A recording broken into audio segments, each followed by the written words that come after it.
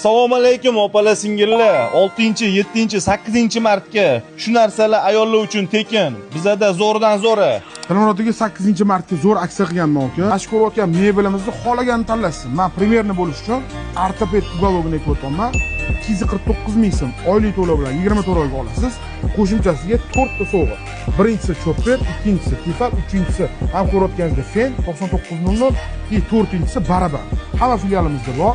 Aylantirib turib 4-sovg'ani qo'lga kiritishingiz mumkin.